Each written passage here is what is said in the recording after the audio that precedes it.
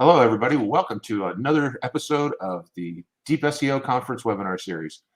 I'm Steve Grenser, and today our guest is Jason Barnard. Jason is a newly minted best-selling author with The Fundamentals of Brand Serps for Business. You can also read pretty much everything he's ever written all over the internet. He's published everywhere that's important. And as a Brand Serp guy, he knows more about this stuff than just about anybody I've met. Jason, welcome to the show. Thank you very much, Steve. It's absolutely delightful to be here, and thank you for that introduction. Outstanding. Thank you very much. So Jason is going to go ahead and start with a small presentation for us, and then we will carry on to some questions after that. Brilliant. Jason, it's actually quite a long presentation, but I'm going to do it incredibly quickly because you guys are all smart, and if we go through it quickly, you'll get the idea, and you can also look at the slide deck afterwards or watch this again if I speak too quickly, which I may well do. So I'm going to talk about knowledge panels, triggering them and managing them for your brand. I'm the Brand Serp guy, as Steve just said. I specialize in Brand Serps. That's what appears when somebody Googles your brand name, and in this case, my personal name, and I can tell my story through my Brand Serp. That's the trick I'm trying to play. And as a brand, you can imagine telling your brand story or your brand message through your Brand Serp when your audience searches your brand name is incredibly important there. The most important audience for you, bottom and post funnel, as we'll see. So John Mueller from Google calls me Mr. Knowledge Panel from time to time, which is terribly delightful and charming and makes me feel a bit proud of myself. I live in Paris. You can see that from my LinkedIn profile, ranking up there on the Brand Serp. I was a voice actor, a cartoon blue dog, as you can see from the songs and the video and the IMDb profile, all of which are on my Brand Serp that tell that part of my life to you. I was a punk folk musician. As you can see from this part of my Brand Serp, the Barking Dogs, it says that I was a rock musician in the 90s, double bass player and singer. I have a groovy podcast with Jason Barnard, ranking once again on my Brand Serp, so you can interact with me through my podcast and listen to that. I'm an author. My book came out and it's sitting behind me and it's on the screen in front of you. And that also is on my Brand Serp through my Twitter feed because that's quite new. I haven't managed to leverage it up there onto the Brand Serp proper, as it were. I'm the CEO and founder of CaliQ, which is a SaaS platform and a set of courses to learn all about Brand Serps and knowledge panels, of course. And I'm the Brand Serp guy, and I've managed to educate Google with a new concept that it didn't know about 6 or 7 months ago. And it now has people also ask on my Brand Serp, what is a Brand Serp and who is the Brand Serp guy? So I've done a great job of educating Google about a new topic that I invented, or at least that coined the term, and got Google to understand that and understand that I am the person, or that term is associated with my name very closely. So the plan really quickly, we're going to look at the context, which is Brand Serps, look at brand knowledge panels, the international variations, what are Google's sources, what you can do, practical tips, what's next, and that's exciting. It's the stuff I love the most. 1, 2, 3, 4, and 5 is stuff I've gone through for the last 9 years. What's next is the exciting part for me, at least. Fun examples are really fun. It's all to do with the blue dog and yellow koala that I mentioned earlier on, the cartoon, and my rock group, and the ultimate aim, which is obviously fun and games aside, we need to be serious and take this seriously today. So the context is your Brand Serp. It's important to explain that it's the exact match brand search. It isn't branded terms, it's your exact match brand name. And these results are more or less convincing, more or less positive, more or less accurate. And as you can see, Microsoft over there on the left, incredibly rich, incredibly helpful to the user. Then we have somebody else in the middle, which is WordLift, great tool from platform AI SEO from Italy. And CaliQ, we've worked on that for the last year to get the really pretty looking Brand Serp with all those videos and Twitter boxes. That's a great content strategy you can see there from CaliQ. And over there on the right, a company that I can't remember the name of, who have 10 blue links. When did we last see 10 blue links on a SERP? If you have a Brand Serp with 10 blue links, you really should be ashamed of yourselves. And I do apologize for being rude. So it's important for your audience. They're obviously A-list people who actually matter to your business. So your clients, your prospects, your investors, your partners, they know what your name is and they're searching your name to navigate to your site or find out more about you. They're ready to do business with you or already doing business with you. That is your Google business card. It's important for Google. It's Google's assessment of the world's opinion of you. If you think about it, Google looks at all this content, wherever it is, on your site, around the web. it digests it, and then it presents to the audience we just saw, your users, what it feels is going to be valuable, helpful, and relevant for them. So it's giving them its opinion, of what you have to offer within your digital ecosystem, not just SEO, but every single digital outlet that you have. And if it looks good and it looks relevant to your business, it suggests that Google thinks your expertise, authority, and trust are pretty good. So it's a good way to kind of get a thumb gauge, if we can say that, of your EAT credentials. And it's important for you because it's an insight into your digital ecosystem and your content strategy. And it's a really easy way of seeing where you're weak, where you're strong, where you're doing great stuff, and where you're not doing such a great job on your digital strategy overall. Run knowledge panels, really quickly into that. Why does Google put a knowledge panel on the SERP? And I think it's a question we don't often ask ourselves, perhaps enough. And it's basically a summary of what it's understood as fact about your brand. And the aim for Google is to allow the user, its user, to understand more about you, or the basic facts about you, without having to click through on multiple links and bring it all together in their own little brains. So it's saying, here is our summary from the results that you could click on, theoretically. Therefore, you don't need to click. You can figure out who this brand is, what they do, and who their audience is from the SERP, and then decide how you want to interact with them. And the idea that one size fits all is totally false, obviously. We've got from over there on the left, Tiny Sprout, Perceptive Fittings Limited. I don't know who they are, but they've got the tiniest knowledge panel ever. CaliQ, a little bit bigger, SE ranking word lift, and then Meta, obviously, with that massive knowledge panel, where Google's got a lot of facts in its brain, and it can express those facts in that summary incredibly richly. And it's got a lot to say about Meta. And we can all potentially have a knowledge panel like that if Google can understand it, and if it thinks that information is going to be helpful, valuable, and relevant to your audience. So they're actually very commonplace. 51% of brands have a knowledge panel in the USA. That's up from 43% 2 years ago. Doesn't seem like much of a leap, but when you think about how much Google is trying to understand, that is quite a big leap. Google is basically understanding more and more entities, and it's pushing that understanding, its understanding that it's willing to place on the right-hand side of a SERP on desktop as fact. It's building that up pretty quickly. They talked about 500 billion facts a few years ago. That's probably quadrupled or maybe quintupled by now. Who knows? And across the world, if you're an international brand, that knowledge panel will be replicated 98% of the time across these different 5 Anglophone countries. So facts are universal. But what's relevant to show for a brand is not universal. So we'll just compare the USA to the UK. You can see here the customer service number is different in the US to the UK. That's logical. It's a fact. It's helpful to the user, but it needs to be geo-specific. And apparently in America, we're looking at the chainsaw ratio size, whatever that is. And in the UK, they're more interested in who the subsidiaries are. So Google not only shows relevant information, but also the information it feels that geolocation audience is going to be interested in. Social profiles vary across the world. If you've got different social profiles in different countries to serve those people, here, IKEA have got it pretty right. They've got one arrow of their UAE on the right-hand side and the US for Pinterest. Obviously, if I'm in the UK, I would rather see their UK Pinterest account. People also search for, we tend to think that's going to be stable around the world. It isn't.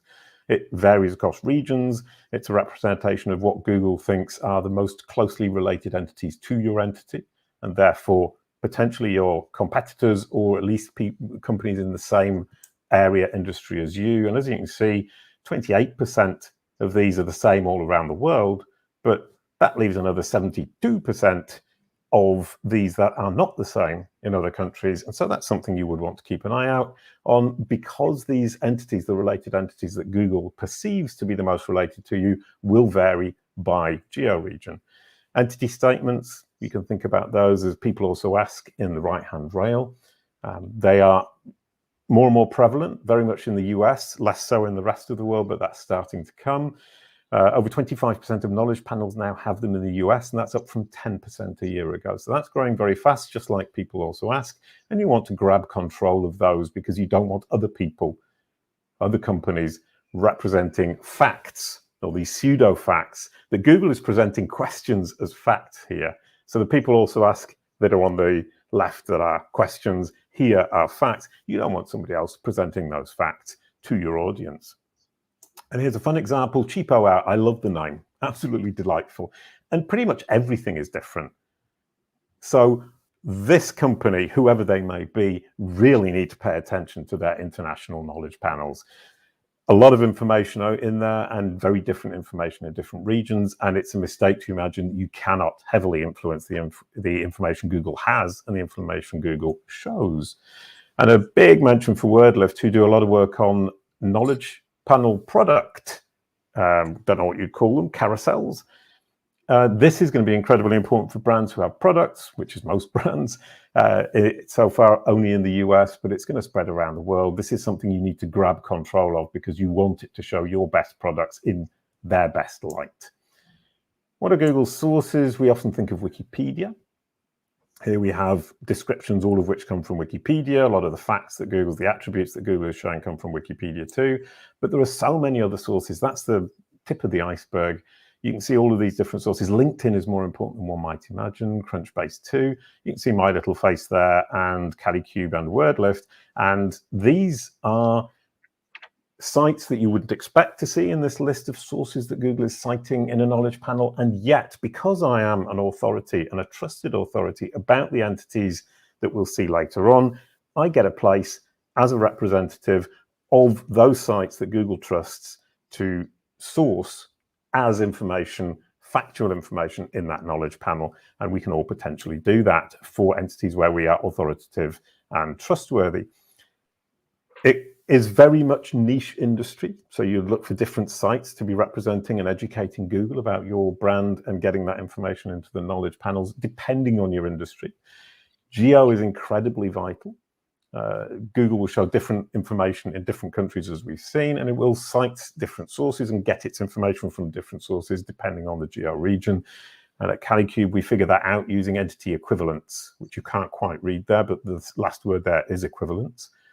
And that's the idea that the same entity type, the same geo region, the same category, we can segment Google's sources of information and tell you which are the sources you should be looking at to educate Google and to get control or at least heavy influence over that knowledge panel. We've got these new insights. These are delightful. I love it. We've managed to figure out how to see where Google is getting its information from. We can't tell necessarily the details of it, but we can tell you that 70% come from third-party human-curated sources such as IMDb, Wikipedia, Wikidata, MusicBrainz, and other such sources that are third-party. The red line, 18% is Google sourced human curated, which would be Google Podcasts, Google Books, Google My Business, and also the feedback button, strangely enough. It uses that information, feeds it back into the machine as corrective or supportive information about what the machine has been doing. And what the machine has been doing is crawling around the web and making up its own facts from the stuff it finds on the web, from the web index. And we're looking there at 6 or 7% are web facts, which is where the machine has made up its own mind about the facts from a seed set of sources that Google trusts, that Google has given the machine. And that green one, which is the most exciting moment of my life of the last few years, is the machine going on its own, making up its own mind, where it's not the seed set. You can find the web facts. We've got about 2,000 different sources that are cited by Google as the source of information for an attribute that are completely not, how can you say it? I can't find a pattern. It's finding the information where that information exists and where the machine has decided it is trustworthy, it is relevant, and I would bet my bottom dollar it's all about entity equivalence. What you can do, you can take control. You can heavily influence what appears. John Mueller talks about reconciliation. It's the idea that the machine has fragmented information around the web, and it tries to bring that together and make fact in its little brain, but it isn't sure about what it's found. And what it's looking for, and this is slightly contradictory in my little mind, is that it's looking for a place on your website, a one page that we will call the entity home, that represents the entity and that explains that entity to it. So it's looking for you to tell it what it should know. And then it takes that information that it's reconciled or it's found around the web, and it will reconcile it and compare it to your version. And if they match, it will then be more confident in the information it's found. So for reconciliation, to help Google with reconciliation, you need to provide the entity home, which is a page on your site that you control, where you describe clearly who you are, what you do, and you signpost all of the corroboration around the web on multiple independent authority third parties sites. I call that the accumulation of corroboration. And preferably, if you can, get it pointing both ways. So you link out to them using same as in your schema or a link in your page, and get that to link back to you, to the entity home. So Google just goes from your entity home with the facts to that site with the facts, back to the entity home with the facts, out to another one with the facts, back to your site with the facts, and so on and so forth. It's a child. It needs to be educated by pure repetition. Repetition builds confidence. Confidence will help you build a stable knowledge panel. And as you can see, once you get it really good, it will just pull the description from your own website. That's the point at which it trusts you to describe yourself. You are the trusted authority about yourself. And I will let you read the figures over there on the right-hand side. I don't need to read them for you, I'm sure. And you can feed the knowledge graph once you've done that. From this perspective, here's my group, the Barking Dogs. I told you we'd come back to that. My website is, I have a page on my website, which is the entity home. I'm the trusted authority. It uses my own description. I change the description at 12:58, and within 8 minutes, it's updated on the knowledge panel. That's as close as you'll ever get to control. Now, what's next? The filter pills. This is really what I'm getting excited about. The filter pills are brilliant. You get the overview, which is the brand SERP as it stands, which is what we've been talking about. And then Google says, well, there are actually multiple verticals we can look at. So these filter pills, when you click on them, will add the word to the query and present you with a new brand SERP that is more focused on that particular aspect of, in this case, a person, but it could be a brand. Not yet, but I'm betting my bottom dollar once again that within a couple of years, this is going to be true of brands or for brands too. And you need to take control. And it gets really complicated really quickly, because if brand SERPs are difficult to grab hold of and get control of and master, taking control of, here we've got 1, 2, 3, 4, 5, 6, 7, 8 different vertical brand SERPs is going to be really difficult. And here we're looking at songs. Now, this is where kind of, if we imagine that I was a company and these songs were my product, which they kind of are, because you can buy songs, you can download them, you can stream them. Potentially, I could make money from them. I don't, because I don't own the rights to the songs, which is unfortunate, but I did write them.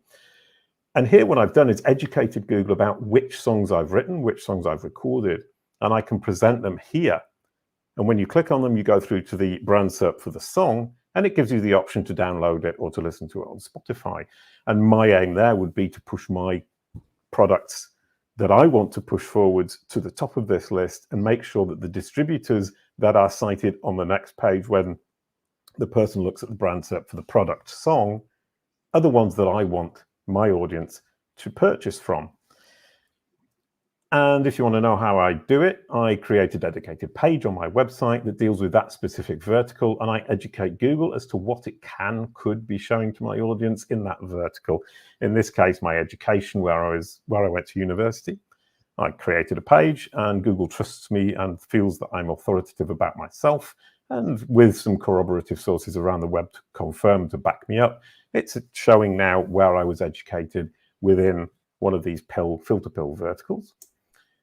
Videos too. That's the videos. What's interesting here is that all of these videos come from my own site.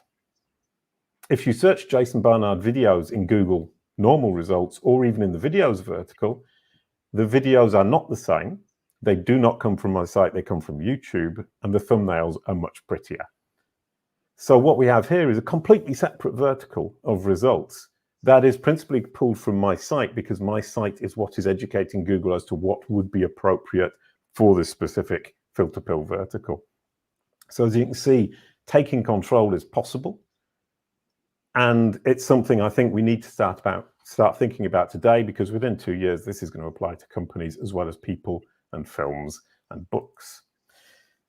Fun examples, really quickly. I'll try not to bore you with my silly examples with the happy families, the yellow koalas and the blue dogs. I built in Google's brain the family tree of these characters that I created with my ex-wife. You can see them here behind me, this side, sorry. You can see them, the yellow and blue splodges behind me. And the thing is, they were reasonably famous in 2006-07. But nobody cares about them because the characters Bua and Koala were famous, the families were not. So what I've done is built up the family tree in Google's brain on my entity homes. As you can see, all of these have descriptions from my own site. And I've managed to build that understanding of the family tree. And you can do the same with a brand, with its subsidiary companies and the products of those subsidiary companies, a family tree of your company and its layout. And it really isn't actually very difficult. But ambiguity makes it tough. And here's a really cool example from my band once again. There's an Italian techno duo with the same name. And as you can see, the knowledge panel in June 2020 was 50% about them and 50% about us. And it got the members mixed up, the albums, the record companies, excuse me. And even it said we were a dance electronic group. And in fact, we were a punk folk group. And this is how I sorted it out. It took me a year and a half. In 4 months, I got it from 50-50 to 70-30 in our favor. And it took me another year to get it to 100% all about us, where Google was really straight in its mind exactly who we were and which albums were recorded and who was in the band. And that's a good indication of how slowly Google learns. The knowledge panel doesn't, or the knowledge graph and the knowledge panels don't update from one day to the next, except in exceptional circumstances like the example I showed earlier on. It takes months to get this machine to digest this information that we're feeding it. And the ultimate aim, of course, is control. That's the entity home. Once you've nailed the entity home, you can start nailing the different verticals in your brand SERP, as I showed you with the filter pills, and also start educating it about sub-entities or related entities like the Bua and Koala families or the music group, and it becomes relatively easy, just slow. And CaliQ, which is my company, we now offer services and products, beginners, the Brand Serp book, intermediate Brand Serp courses, and advanced, the Brand Serp SaaS platform, which I built with my little hands, basically to try to get all the stuff that's in my brain into a platform that will help other people who want to optimize brand SERPs and manage knowledge panels, give them the tools and the means to do so. So you can optimize your brand SERP, manage your knowledge panel with CaliQ Pro, with our partners WordLift, Authoritas, and SE Ranking. Here's what you would want to retain in your brain. Knowledge panel's presence is consistent internationally, at least in the Anglophone world, but the actual content will vary enormously. Create an entity home and start gaining control using schema markup, but also good sense, great explanations, and back and forth linking and corroboration on multiple authoritative third-party sources. The trusted sources you leverage depends on market and geography, entity equivalents that I mentioned earlier on. Brand SERPs are the most interesting thing in the digital marketing world, without exception, in my opinion, of course, but I'm totally biased. And you should really, in my opinion, once again, track and measure for stunning insights. And it really is interesting. Once you start tracking, you start measuring, you start analyzing brand SERPs and knowledge panels, you get so many insights into your company, into your audience, into your content strategy, and into your digital footprint and your digital ecosystem. And I don't think there's anywhere else you would get that kind of insight that simply and for free from Google. Thank you. Wow. That was fast. That was very fast. And I feel like almost everything I thought I knew about knowledge panels was a lie. Oh, no, I'm sorry.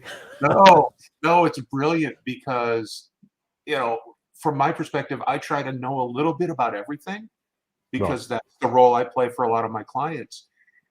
And personally, I was unaware that you could have that much of a dramatic impact on knowledge panels. Right, yeah, okay. I mean, because from where I come from, we've always been taught the knowledge panels is what Google thinks it should be. And taking the time to train Google to understand what you think Google should think it should be is I don't want to. Yeah, I guess I do want to say it's an eye-opening and a mind-expanding thought process that now needs to be explored. And Right. we see that a lot in a lot of the digital groups, Facebook, LinkedIn, whatever, where whether we want to or not, we kind of close our mind off to certain things. And right. this is my whole brain is kind of like, okay, bouncing all over the place. Right. And what is lovely, I mean, I get this. I mean, I've been doing this for 9 years, and nobody really listened to me very much for the first 7 or 8. Sure. And I really felt I was talking and talking and talking. No one was listening. And at some points you think maybe I'm wrong. Maybe I'm not doing this. Maybe this is a dream. But in fact, what I managed to do was heavily influenced. Once I nailed the entity homes, and I really did only nail them 3 years ago.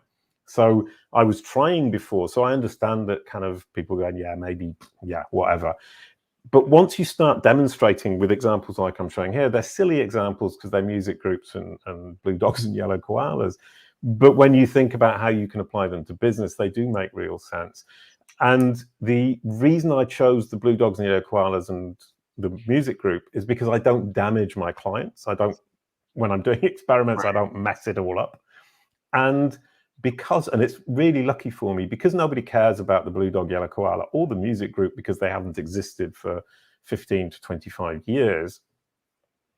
I'm the only person who's affected by it. I'm the only person working on it. So I know that the effect that I'm having, or the things, the changes we're seeing, are thanks to me. Because nobody's talking about them. So there isn't any kind of and it also makes my job obviously easier because right. Nobody's talking about them, nobody's contradicting me, and I can just place the information around the web. So it's kind of cheaty, but it's also very demonstrative, and it's lovely, and I love it. It's really good fun. That is awesome. I noticed when you were talking about filter pills in general. For anybody who is unaware of what they are, how they work, the best example I can think of is Google image search. If you go into Google image search and you type somebody's name, that's where you're going to see filter pills always. It's not a secret that there are, especially, an actor or an actress, it may break it down by movies, it may break it down in 100 different ways. But that is the best example of filter pills that I can think of. And the thought of being able to do that with a knowledge panel is one of those areas that my brain just went, oh, I never thought of it, because I don't see those very often for knowledge panels. No. Yeah, sorry. No, go ahead. No, I mean, I look at this all day long. So kind of when I saw them and started thinking about them, I just thought, okay, right, you click on it, you get a different set of results. And it took me a while to realize, A, we need to control the verticals, and B, we can actually affect which ones appear.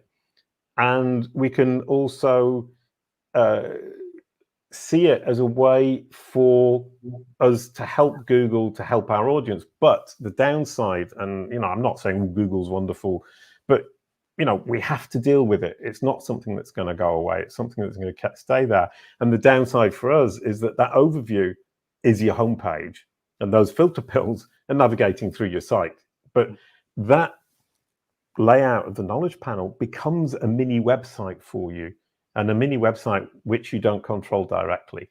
So it becomes scary, but it's a great challenge, because what happens is that when you start thinking about that, you are forced to think about who you are, what you do, and who your audience is, what content's going to appeal to your audience, what content is relevant to you, and make sure that it's optimized wherever it appears on the web, not just on your own site.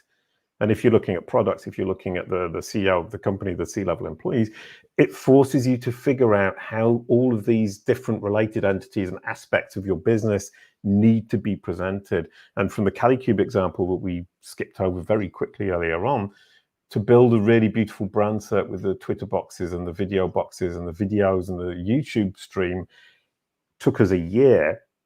And we've created vast amounts of relevant, helpful content that works for our audience. And what I love about it is I stopped doing SEO for a year. I've just been doing content, and I'm pulling in clients through the content. And now Google is my bonus. I just package this stuff up and push it out to Google, and I'm getting SEO traffic now as a bonus. So looking at it that way around for me as an SEO has totally flipped me over in just the last year. This brings us back to the SEO without links. Oh, yes. Topic, because you're not technically building links, you're building content, and then Google's going, this is what the way it should be, and then just pumping traffic to you, which is awesome. Yeah. Well, well, not building links is one of those things. If you're building incredibly relevant content where you have topical authority, and by building content, you're going to start building that topical authority if the content is incredibly topically relevant to your business. You don't need links anymore. Koray Gubur, who's a Turkish SEO, proves this day in, day out. We've done it as well with CaliQ.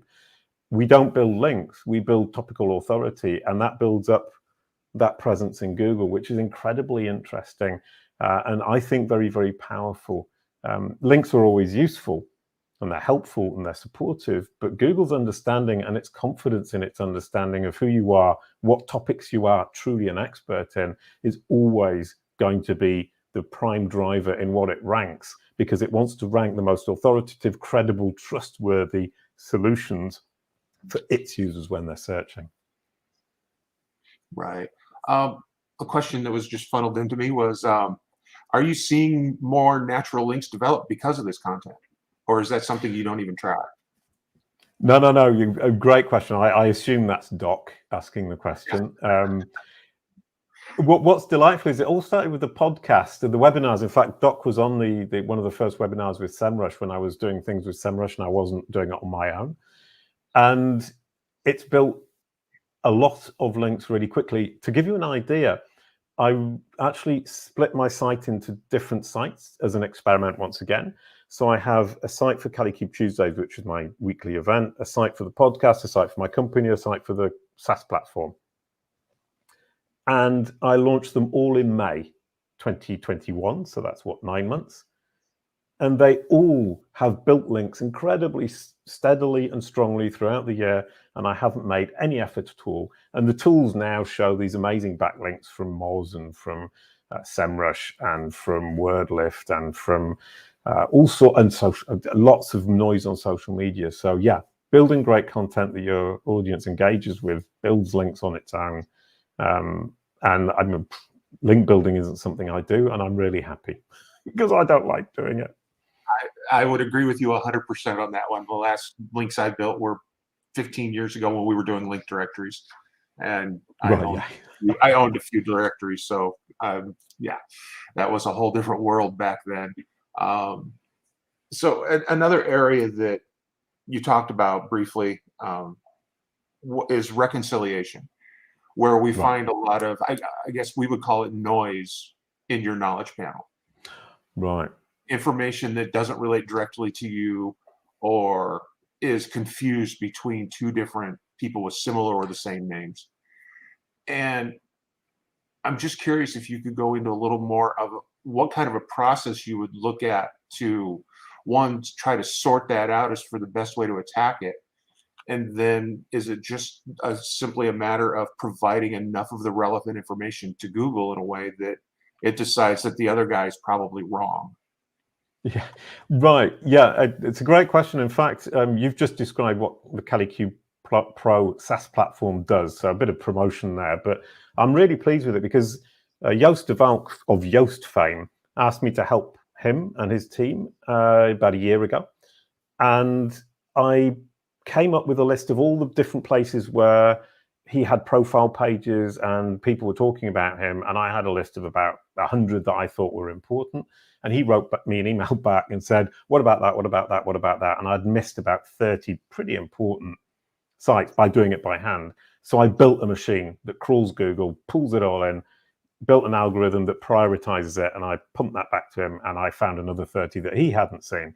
So we end up with this system where I've built the platform that basically asks Google what's important for your knowledge and understanding about this entity. We pull that in. We have an algorithm that sorts it all through and then gives you a prioritized list of all the profiles, the articles about you, the data sources, and tells you basically what order we think. We're obviously not sure, but we've got a good idea, and the lists tend to make sense, that you can then go around and correct the information on all of those different sources so that everything, right? It's like maps in local SEO. Make sure everything says the same thing and the child will end up understanding. The child being a great analogy, because if I'm the parent and I explain to the child goes, okay, great, yep, fine. If grandma says it exactly the same way, if the sister says it the same way, the teacher says it the same way, the child will become confident in that understanding, and it will probably understand it better as well. And if they're all contradicting each other, of course, the child won't understand. And of course, the child, if it does understand, will not be confident in the understanding. So that's the kind of theory behind it. And then what we do is create the schema markup that points to the same as and to the subject of. And then we invite you through another list to go through all of these, make sure the corroboration is correct, point back to the entity home points out to them, and Bob's your uncle. It's really very, very, very simple. It's just time consuming and phenomenally dull work. Right. So schema rears its ugly head again. Yes, sorry. But as I said, in fact, kind of a lot of people, or some people say to me, oh, you only ever do schema and then you do same as and it's all finished. And you say, well, there is schema in there, but if you just added links to your page, it would be, it has been, and I have had the experience where it does work. Mm-hmm. It doesn't need schema. Schema helps because it's the bullet list for Google. It's Google's native language. It can digest it natively. It's confident that there's schema because it's name value pairs. It's confident that it's understood exactly what's being said.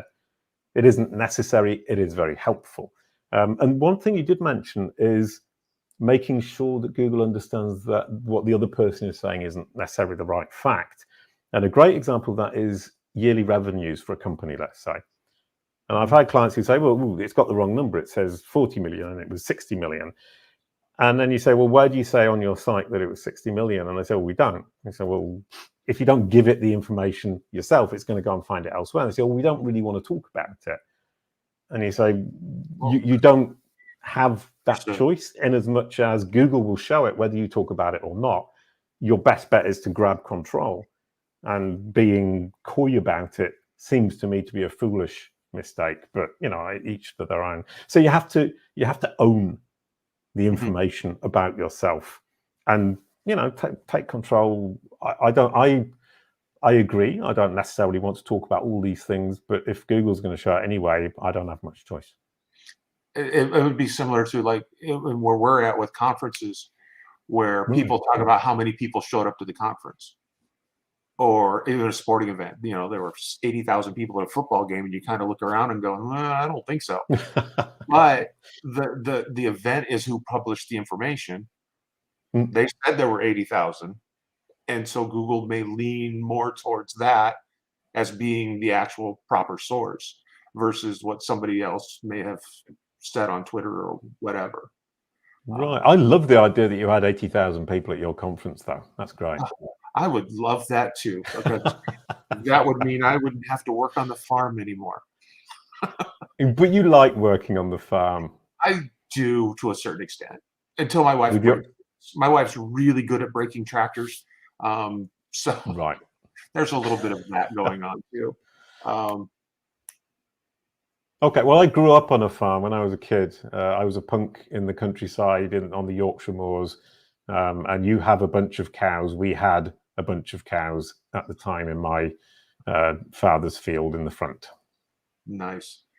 That's very cool. My wife is a retired engineer from the Air Force, and she went from super math, space stuff savvy to I want to have cows. Brilliant. It was a shock. So, no, absolutely lovely. I mean, I think sometimes they do you want to hear a very strange story about farms? We love my first kiss was from a cow. I was coming home from school and I leant on the fence like that, and the cow looked at me, and I thought, if I don't move at all, how long will it take the cow to get curious and come over and see me? And it took maybe 30 minutes, and the cow kind of edged its way towards me, and it was standing right there. A cow's breath really stinks quite horribly. And I tried not to move. And then it licked my face with this tongue. It was about this size. And it really hurt because it's got those big taste buds on it. And it's massive and it hurt. And that was my first ever kiss. and now I think I have a project to see if I can inject something into your knowledge panel. No. Oh, dearie me, I've just dug my grave, haven't I? That would make an awesome filter bubble. First kiss. That is awesome. So we'll ask you one more question about corroboration, because that also ties in with the reconciliation.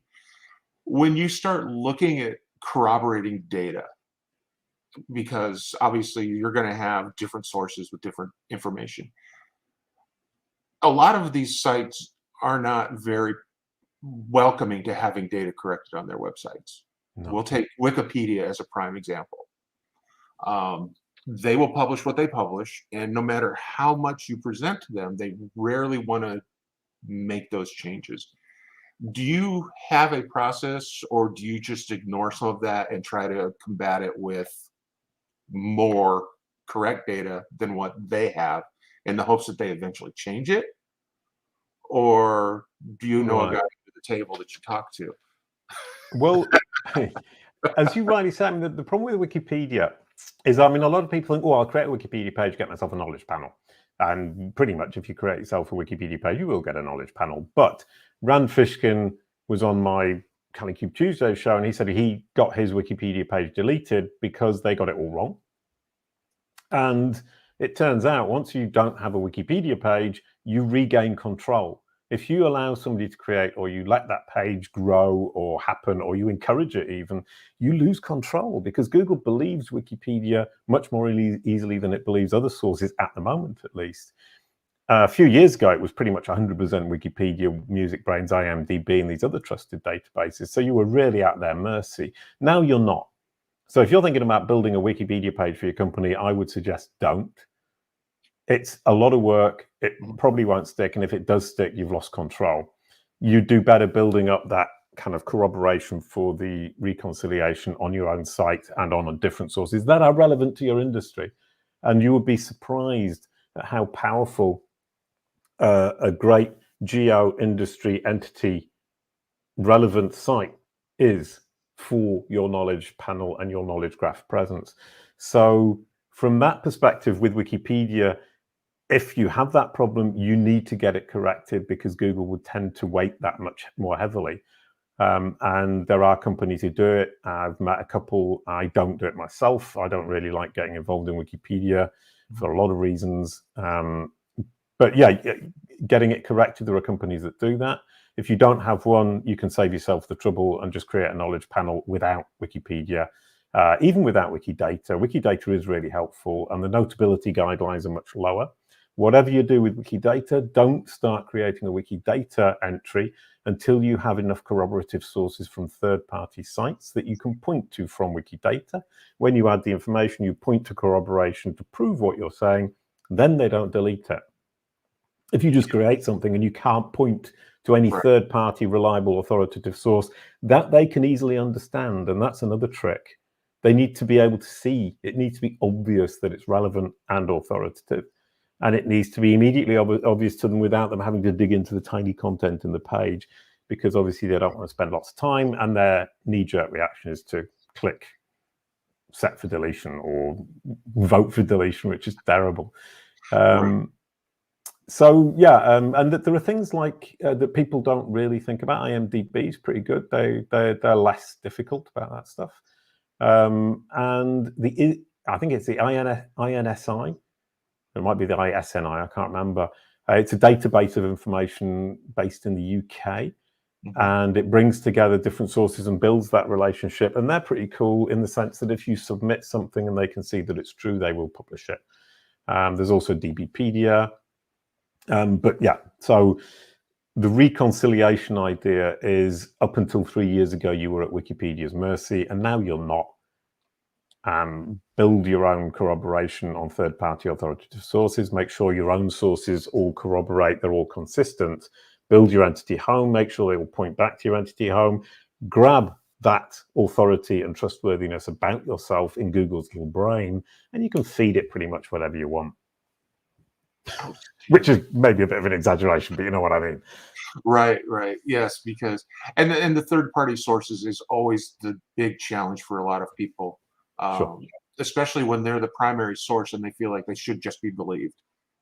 It's like, yeah, no, I think me, I know me.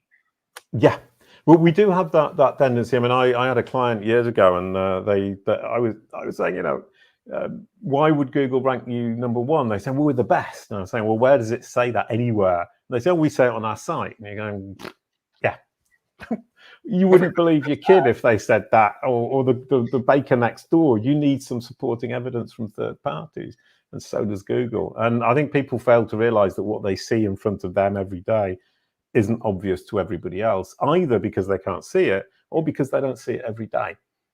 And so you need to remember that there's a lot of repetition that needs to be done, especially for Google. Fantastic.